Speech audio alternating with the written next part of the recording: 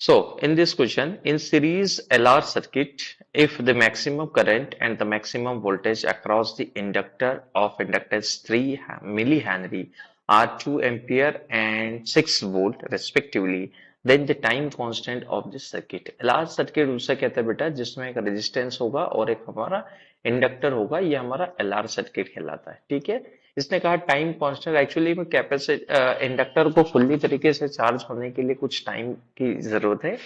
तो ये एक बार में 63% चार्ज हो जाता है, तो सो वन टाइम कांस्टेंट कहते हैं। टाइम कांस्टेंट इसका निकाला जाता है, ये जो होता है बेटा for L R circuit it is L by R. L by R sorry, L की वैल्यू हम गिवन है 3 मिली हेनरी, आर की वैल्यू हमें गिवन नहीं है, आर की वैल्यू हम निकालने हैं। आर क्या होगा, वोल्टेज दिया है अपॉन में करंट दिया है, वोल्टेज 6 वोल्ट है, करंट यहाँ पर बच्चे 2 ampere, so resistance will be 3 ohm. Now put the value of R here 3 ohm, 3 ने 3 को कैंसिल कर दिया।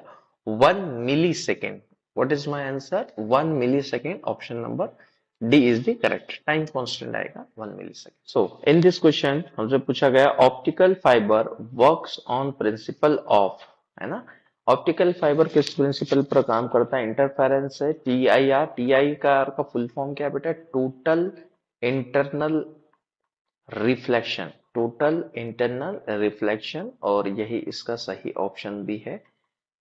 एंड रिफ्रैक्शन नहीं, डबल रिफ्रैक्शन, ये तो सब रॉन्ग आंसर है, option B is the correct. T I R की फिनोमिना होती है, ऑप्टिकल फाइबर एक ऐसी केबल है जिसमें लाइट को टेढ़े मेढ़े पाथ में चलाया जाता है और इंटरनली ही इसमें रिफ्लेक्शन होता है, इंटरनली रिफ्लेक्शन होता है। जनरली इसके दो पार्ट है, कोर और क्लैडिंग।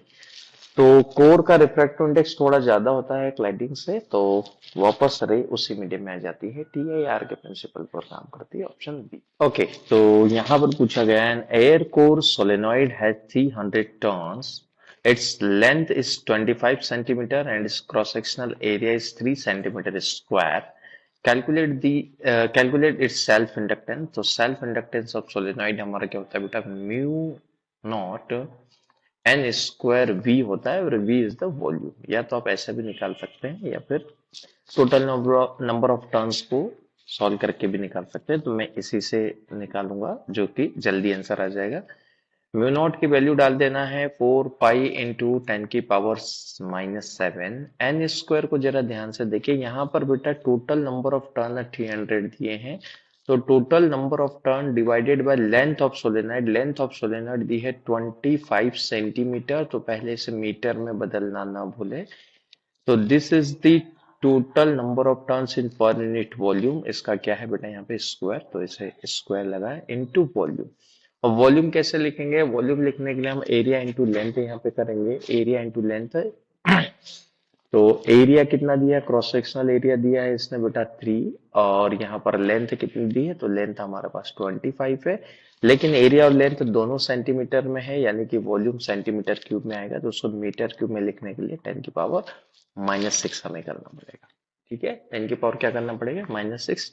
तो मैंने इसे पूरा सॉल्व कर लिया है ऑलरेडी, तो इसका जो आंसर है वो 0.1357 मिली हेनरी आएगा। आप खुद भी इसे सॉल्व कर सकते हैं, ये डेटा मैंने आपको बता दिया, आप इस फॉर्मूले को यूज करें, या फिर दूसरा तरीका भी है कि आप इसे ऐसा लिखें, म्यू नॉट लिखें, यहाँ पर आप लिखें एन स्क्वायर अपॉन में एल स्क्वायर इंटू ए इंटू एल लिखें, फिर यहाँ से एक एल को एक एल काट दे, सेम है, उससे भी आंसर आ जाएगा। तो option A is the correct answer. So in this question, ये ऑप्टिक्स का क्वेश्चन है जिसमें एक कंपाउंड माइक्रोस्कोप गिवन है। In a compound microscope the focal length of objective lens and eye lenses are 1.2 and 3 centimeter respectively. If the object is put 1.2 centimeter away from the objective lens, the final image formed at infinity। infinity वाला case है जिसमें final image infinity बन रही है, आपको magnifying power निकालना है। तो मैंने कुछ डेटा यहाँ पे पहले से लिख लिया है। जो ऑब्जेक्ट की तरफ है, एक ऑब्जेक्टिव लेंस है, उससे 1.25 सेंटीमीटर की दूरी पर हमारा ऑब्जेक्ट रखा हुआ है। उसकी फोकल लेंथ बेटा, ये जो ऑब्जेक्टिव लेंस की फोकल लेंथ है 1.2 है, और हमारे आईपीस की फोकल लेंथ है बेटा वो 3 सेंटीमीटर है। ये हमारा आईपीस है। फाइनल इमेज इंफिनिटी पर है, तो हमें क्या करना है, मैग्निफिकेशन निकालना है। तो मैग्निफिकेशन का फॉर्मूला क्या है बेटा, मैग्निफिकेशन का फॉर्मूला वीओ अपॉन में यूओ, और image distance from objective lens, object distance from objective lens. और डी क्या है? डी है distance 25 centimetre, distinct vision of distance of clear vision जो 25 सेंटीमीटर। एफ ही जो है वो है आईपीस की फोकल लेंथ है। तो डी मुझे पता है, एफ मुझे पता है, यू भी मुझे पता है, पर वीवो मुझे नहीं पता। दैट्स वाई मैं ऑब्जेक्टिव लेंस पर लेंस फॉर्मूला यूज करूंगा, 1/VO minus 1/UO is equal to 1/FO। यहाँ पे एक चीज और ध्यान देना है कि 1/VO यानी कि ये तो मुझे पता चलेगा, जो ऑब्जेक्ट डिस्टेंस है उसे अकॉर्डिंग टू साइन कन्वेंशन रखे दिस इज -1.25। आपको उसको साइन कन्वेंशन के अकॉर्डिंग रखना पड़ेगा। फोकल लेंथ प्लस होती है हमारे कॉन्वेक्स लेंस की, तो 1.2 ये हमारा प्लस का वो, ये हमारा माइनस का होगा। जब फाइनली मैं इसे सॉल्व करूंगा तो VO की वैल्यू मुझे 30 सेंटीमीटर मिलेगी, और ये जो VO की वैल्यू है उसे मैं इस फॉर्मूले में पुट करूंगा तो मुझे मैग्निफिकेशन मिलेगा। यानी कि VO की वैल्यू 30 सेंटीमीटर, ऑब्जेक्ट डिस्टेंस यहाँ पर 1.25 सेंटीमीटर, डी की वैल्यू डालेंगे 25 सेंटीमीटर अपॉन में एफ ई की वैल्यू बेटा यहाँ पर है 30 सेंटीमीटर। जब इन सबको सॉल्व करेंगे आंसर जो आएगा वो हमारा आंसर आएगा 200। कितना आएगा बेटा? 200। तो करेक्ट आंसर इज 200। अब सॉल्व कर ले, क्योंकि इसको सिर्फ मेथड सीखना है, बाकी कैलकुलेशन पार्ट है। तो correct answer is 200 magnifying power आएगी इसकी। ओके, तो इन दिस क्वेश्चन काफी लंबा चौड़ा दिखाई दे रहा है। Under the influence of the variable force, यहाँ पर फोर्स दिया है बेटा इन्होंने ax की power 4 plus bx square, a and b are constant acting on angle 60 degree with the x axis. Particle undergoes a displacement from 1,0 to 6,0. Here f is in Newton and the coordinates are in meter. The work done by the force in joule.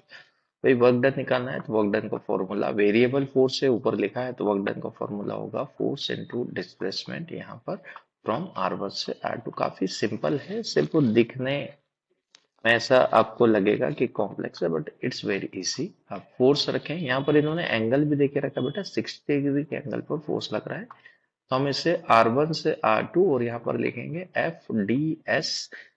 क्योंकि देखो y में तो चल ही नहीं रहा है, यहाँ पर भी y कोऑर्डिनेट जीरो है, यहाँ पर भी y कोऑर्डिनेट जीरो है, तो क्यों नहीं उसको यहाँ पर सिर्फ dx लिख दी, क्योंकि x में ही चलेगा। और यहाँ पर लिमिट भी क्या रखेंगे बेटा? x1 से x2 लिमिट रख दो, और यहाँ पर हम लिखेंगे cos थीटा। कितने के एंगल पर बेटा?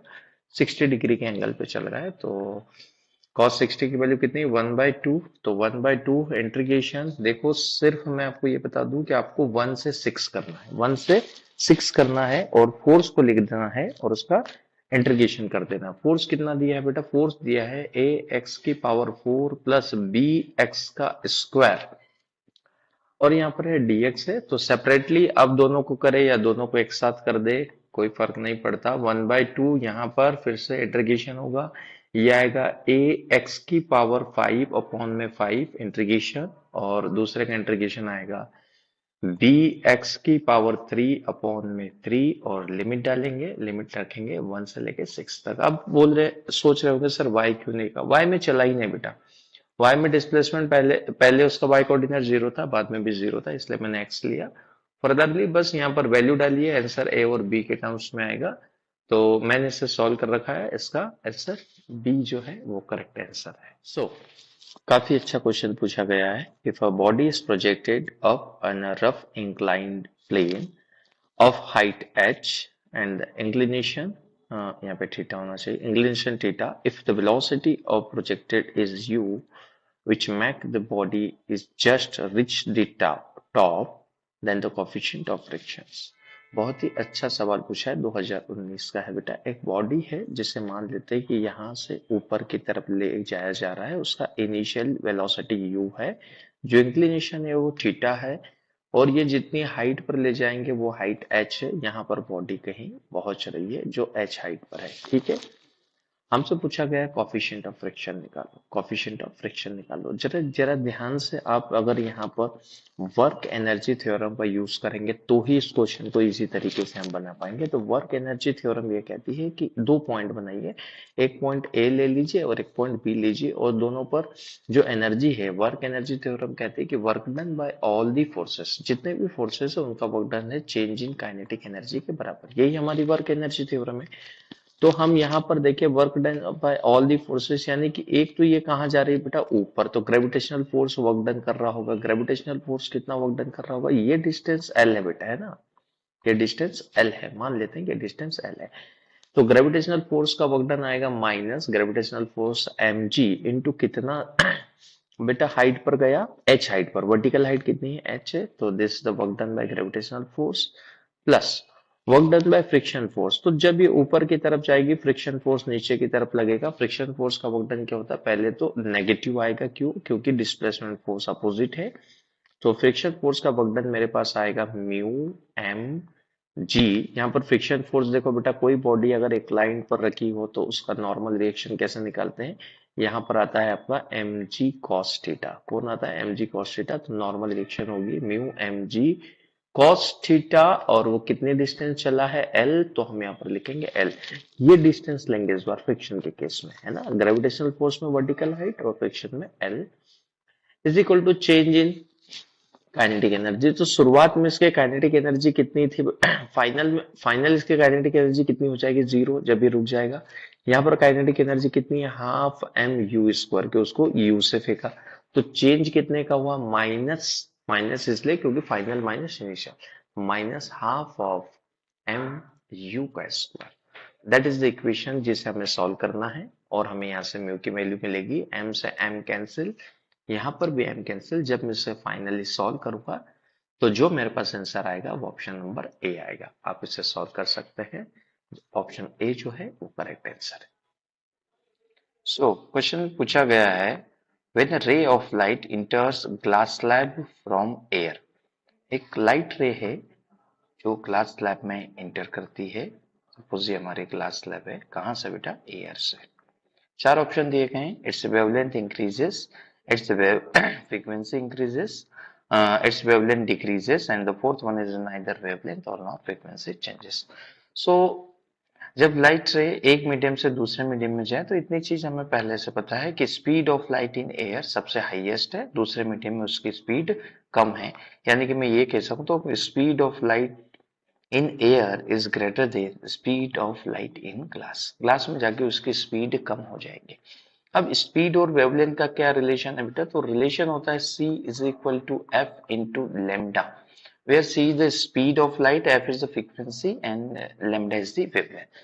So speed of light is directly proportional to lambda because the frequency remains constant frequency में कोई चेंज नहीं होता, क्योंकि ऐसा नहीं हो सकता कि लाइट रे एयर से ग्लास में जाए और वो लाइट से कोई और रेडिएशन बन जाए या यूवी बन जाए, तो फ्रीक्वेंसी में चेंजेस नहीं होते, सिर्फ स्पीड में चेंज होता है, दैट्स व्हाई वेवलेंथ चेंज होती है। और यहाँ पर जो हमारा स्पीड का रिलेशन है same as it is wavelength होगा, यानी कि वेवलेंथ ऑफ एयर ज्यादा होगी वेवलेंथ ऑफ ग्लास से, तो वेवलेंथ डिक्रीज होने वाली है, option number C, it's wavelength decreases, C option is the correct. Okay, in this question, the energy stored in a capacitor of capacity C when the potential difference between the plates is V is given by। तो capacitor कितनी energy store करता है बेटा, capacitor कितनी energy store करता है यदि उनकी दोनों प्लेट के बीच का पोटेंशियल डिफरेंस V हो तो इसका डायरेक्ट फॉर्मूला है एनर्जी स्टोर का half C V square, where C is the capacity of capacitance and V is the potential difference between the plates. So half CV square is the correct answer. Direct याद कर सकते हैं, option number C जो है वो इसका correct answer. So in this question, an LED has the maximum drop of 1.5 volt if the supply voltage is 10 volt and R is the resistance which is equal to 470 ohm, then the maximum value of LED current will be। तो suppose हमारे पास एक circuit है जिसमें एक LED लगा हुआ है, LED से light emitting diode, and they have one resistance of 470 ohm. Okay, 470 ohm का एक रेजिस्टेंस है and the supply will be connected by 10 volt का एक सप्लाई कनेक्टेड है, 10 वोल्ट सप्लाई है। एलईडी पर ड्रॉप हो रहा है बेटा 1.5 वोल्ट।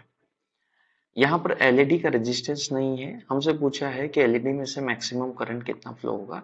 देखो ये सीरीज सर्किट है बेटा, करंट सेम होगा एलईडी में से भी और करंट सेम होगा रेजिस्टेंस में से भी। तो रेजिस्टेंस अक्रॉस कितना ड्रॉप होगा, अगर मैं किरचॉफ्स लॉ लगाऊं, यहाँ पे 1.5 यहाँ पे ड्रॉप हुआ है, तो 8.5 वोल्ट का 8.5 वोल्ट का ड्रॉप रेजिस्टेंस के ऊपर होगा, और जो करंट रेजिस्टेंस में है उस करंट को कैसे निकाल सकते हैं, ड्रॉप ऑन रेजिस्टेंस अपॉन में आर। तो ड्रॉप ऑन रेजिस्टेंस कितना है बेटा, रेजिस्टेंस पर ड्रॉप है 8.5 अपॉन में लिखेंगे 470, और इसे सॉल्व किया जाएगा। उसको सॉल्व करें, यहाँ पर कुछ इस तरीके से मैं एक जीरो बना के डेसिमल हटा दूं, तो दैट इज 85 अपॉन में ये 47 इंटू इसको लिख दिया जाए 10 की पावर -2, क्योंकि मेरा आंसर मिली एम्पियर में। तो अप्रोक्स हमारा जो आंसर आने वाला है 180.1 मिली एम्पियर के आसपास आएगा। फर्दर इसे थोड़ा सा सॉल्व करें तो you will get the answer, option number C is the correct answer. Series circuit है इसलिए करंट सेम होगा। Okay, so in this question, the dimension of Planck constant upon my angular momentum is same as that of the first one is the energy wavelength, second one is the wavelength, third one is the frequency, and fourth one is the angle. So Planck constant हमारे पास h और angular momentum हमारे पास l है। अगर इसे हम थोड़ा तरीके से सॉल्व करें तो हमें बोहर का सेकंड पोस्टुलेट याद होना चाहिए ना। बोहर सेकंड पोस्टुलेट, जो बोहर का एटॉमिक मॉडल है उसका सेकंड पोस्टुलेट हमें क्या कहता है बेटा, वो angular momentum of any orbit is integral multiple of h upon 2 पाई होता है ना। तो L इज इक्वल टू, अगर मैं फर्स्ट ऑर्बिट की बात करूं तो फर्स्ट ऑर्बिट का एंगुलर मोमेंटम होगा h अपॉन 2 पाई। यहां से 2 पाई को इधर कर दो, हमें जो रेशियो पूछा है वो h अपॉन l है। h क्या है बेटा, h यहाँ पर हमारा प्लैंक कांस्टेंट, और जो l है वो हमारा एंगुलर मोमेंटम। ये लो आ गया इसका रेशियो 2 पाई।